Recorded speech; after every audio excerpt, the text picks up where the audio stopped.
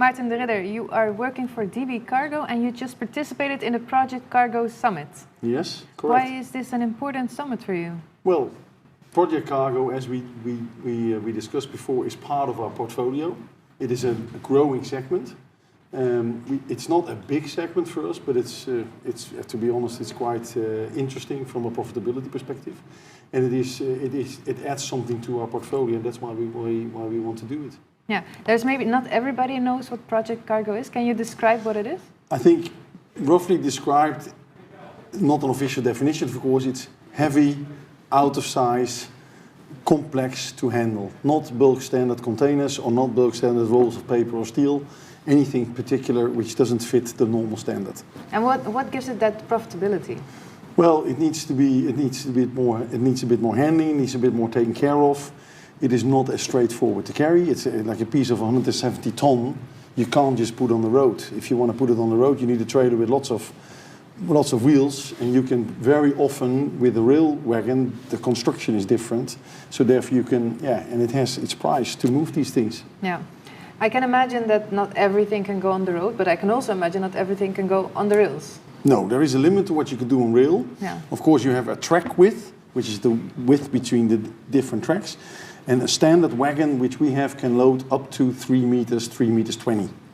You can go also a little bit above it, but then you need an exceptional authorization because you need to make sure that you don't hit any passenger platforms, which we normally also pass, or any other posts which are posted on the side of the track.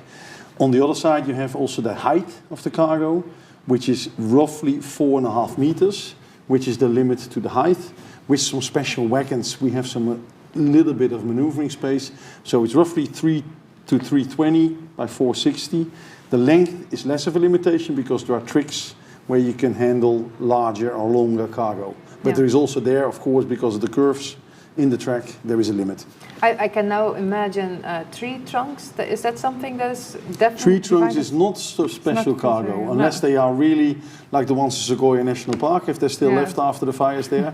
That will be probably a special cargo, but normally tree trunks are standard. Yeah, and we saw offshore windmills coming back in the summit. Is that something that can Windmills is a special cargo. Mm-hmm. We in Europe cannot handle that very well on the rail, and in Canada they can. They have special trains where they do that, but in Europe it's just too big already. Yeah. Because they have become also bigger and bigger. And I was in Aalborg a couple of weeks ago where there's a big plant of windmills and they are absolutely huge. Yeah, I heard that they can be almost as large as the Eiffel Tower. Yes, they can be really long. Yeah, a lot of these things are moved by ships on in inland shipping. What are the advantages and disadvantages of rail compared to inland shipping? Well, inland shipping has less limitations in the size and the width, and of course inland shipping has hardly any limitation in the weight, because the physicals of water shipping is easy. It has both its advantages. We are a bit quicker very often, and to reach the water is always not so convenient. And the advantage of us is that we are on a level with the truck, or we can come adjacent to the plant. Very often they are rail connected, which produce heavy things, so it is easy to do. It is easier than that. But as we said in the conference, it is a synergy with each other. We work together, and it is it's not a question of either or. Sometimes having both. Yeah, this is the network of DB Cargo, isn't it? Yes, that is our core network where we run our trains, our own service trains under control of DB Cargo. We have a network in France, we have a very big network in Italy, we have a train connection to Romania where we also have our own company. So this is the core of our network, but on top of that we of course work with all the other railway companies also there, like the Swedish one, the Spanish ones, the West Balkan ones, so you can come even further, but this is where we have our own companies and our own trains, so we are in our own control, not having to work so much with partners in that sense. Yeah, and is all of this available for Project Cargo? In general, yes. But of course, if you go to the south of Italy, some tunnels become smaller. It's even difficult to run standard container trains there. Yeah. So you have your limitations on each of the networks. Even, especially the UK, it is the same track width as the mainland of Europe, but the tunnels they have there are very small, so they have a gauge issue. Whereas in Finland you have a very wide gauge and a track width coming from Russia originally. So it also depends a lot on the countries. Yeah. And how is regulation in terms of project cargo? There's a lot. The railway industry in general in Europe is very highly regulated. It comes from the old state situation here. It was initially industrially revolution supporting, but it was of course very often used also for military purposes, and therefore it is highly regulated. It is a bit protected from the past, and it has lots of rules and regulations. It is not like easy on the road, where it is a bit more straightforward. And of course, the networks are owned by the states and not by the rail companies here in Europe. Is there special regulation for project cargo? Yes, there is. Like on the road, you need a transport exceptionnel authorization, depending on the cargo. Sometimes, if you are within the limits, there is nothing special. Within the limits, what is? If the limits of the wagon, if you say you can do 3 meters or 4 meters high, then you have no problem. You're completely within the framework, so there's no authorization needed. Only if you're really too heavy sometimes, passing certain bridges, you need to lower your speed and all these things. So and that's all the regulation, but that is quite easy to deal with. As long as you know the rules, then you can handle that. Yeah.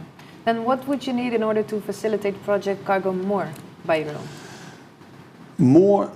What we would need more is maybe more equipment. We need to invest in it ourselves. That is a question we can answer ourselves. It is difficult, of course, because it is any investment decision is always comes with thoughts. What do you want to do? From a regulatory perspective, what helps now is that in Germany, for example, the laws and the rules and regulations on the road put in more restrictions. The roads are getting congested there also. You cannot run these special cargoes during the day. We have a better opportunity to do it because we can use our normal trains, and that is helping. And that gives us more opportunities to do it. Yeah, that's a clear shift to rail over there. Shift to rail or to waterways, but at least away from the road, which is the congesting and polluting factor. Yeah, because how many trips do you have right now per year? Well, we do about, roughly of the real specialties, as we saw in the project cargo thing, around about 200 units. But there is also all kinds of, for example, new built railway materials, like the new trains from NS here in the Netherlands. They are not produced in the Netherlands, they come from somewhere else. And as long as they are not completely delivered, they're also treated as a special cargo. You can carry them then in a cargo train, and that is already a special cargo. Because they have different brake specialities, you need to treat them as special cargo. Yeah. They're all within the limits of the network, but it is special cargo. And there you have much more. But roughly the machines and all kinds of things which everybody thinks about special cargo, about 200 a year we do. Yeah. Do you expect this to rise? Yeah, I think there is, because of this law, we've also seen this in the Project Cargo Summit, that we already got some inquiries, people asking, what can you do for us? So there is a trend to more of it. And yeah, therefore we expect to hopefully participate in that growth. Yeah, so this event actually brought you new business? Not yet, but at least we have received the inquiries. Yes. And my colleague wrote me after the interview before, I think this will definitely give us some opportunities. So we'll probably have a benefit out of it. Yeah. Now, one last question. What is the largest object that you've moved by rail? I personally cannot answer the question, but I think it's about 250 ton and about 30 meters long. And what was it? It's a kind of, yeah, how do you say it in English? It's a waltz and then a rolling thingy or something. A machine. A machine, yeah, it's part of a machine, but it was very heavy. Okay. Well, it's very interesting. Thank you for taking the interview right after the summit. And no problem. Flexibility is our key. Yes. All right. Thank you very much. Okay. Bye-bye.